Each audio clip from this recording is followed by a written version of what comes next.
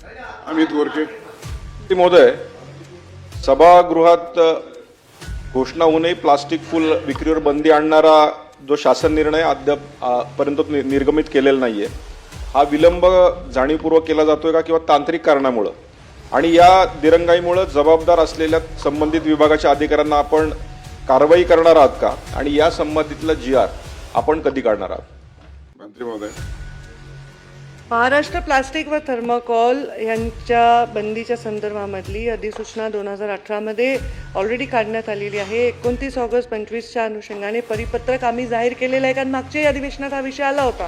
तेव्हा आम्ही ते परिपत्रक परत जाहीर केलेलं आहे की कडक कारवाई होईल, की बँक्वेट हॉल्स असतील किंवा कुठले समारंभ जिथे होतात त्यांना सुद्धा आम्ही ह्यामध्ये समावेश केले की त्यांनी सुद्धा ह्याच्यामध्ये कोऑपरेट करावं. ते ऑलरेडी परिपत्रक जारी केलेलं आहे आणि त्याच्यामुळे याच्यामध्ये बंदीच आहे.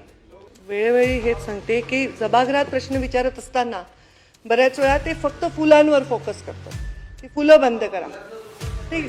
नाही, तसं कसं, मी तर पर्यावरण मंत्री म्हणून उत्तर देऊ शकते, आणि ते उत्तर असं आहे की प्लास्टिकवर आणि थर्माकोलवर बंदी आहे. आपण म्हणताय तेवढे आम्ही पाहणी करून ही दंडात्मक कारवाई केली, हेच त्याचं उत्तर आहे. आणि त्यामुळे तुम्हाला ह्याच्यामध्ये कुठेही, आता जसं सांगितलं आपण की क्रॉफर्ड मार्केटमध्ये सर्रास करतात, ते एक ड्राईव्ह घेऊन आम्ही त्याच्यावर काम करतच आहोत, म्हणूनच ही कारवाई आपल्याला दिसत आहे.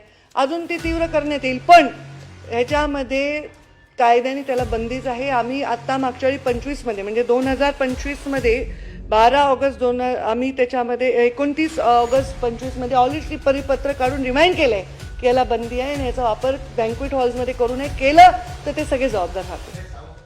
माननीय मंत्री महोदयांनी खूप स्पष्ट उत्तर याच्यामध्ये दिलेलं आहे. तथापि सभागृहाची भावना माझ्या लक्षात आलेली आहे. मुळामध्ये प्लॅस्टिक बंदी आहे, पण स्पेसिफिक आज शेतकऱ्यांची जी फुलं आहेत त्या फुलांचं मार्केट प्लॅस्टिकची फुलं हे मोठ्या प्रमाणात रिप्लेस करतायत. त्यामुळे या संदर्भात स्पेशल डिस्पेन्सेशन आणि स्पेशल ड्राईव्ह ही सभागृहाची इच्छा आहे.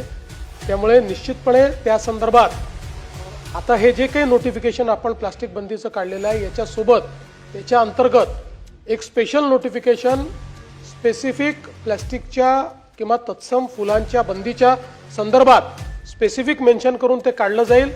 त्याकरता वेगळी यंत्रणा तयार करण्यात येईल आणि महानगरपालिकांना देखील सूचना देण्यात येतील, त्यांनाही अधिकारित्या देण्यात येईल की त्यांनी अशा प्रकारच्या मार्केट्सवर कारवाई करावी.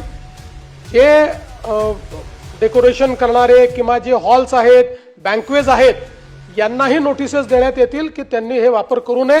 वापर केलं तर त्यांच्यावर काय कारवाई करता येईल हेही या नोटिफिकेशनच्या माध्यमातून आम्ही पडताळून पाहू. आणि त्यात ते शक्य असेल तर याच नोटिफिकेशनच्या अंतर्गत ज्या बँक्वेजमध्ये अशा प्रकारचे आर्टिफिशियल फुलं वापरले जातील त्यांनाही त्या संदर्भात दोषी मानलं जाईल.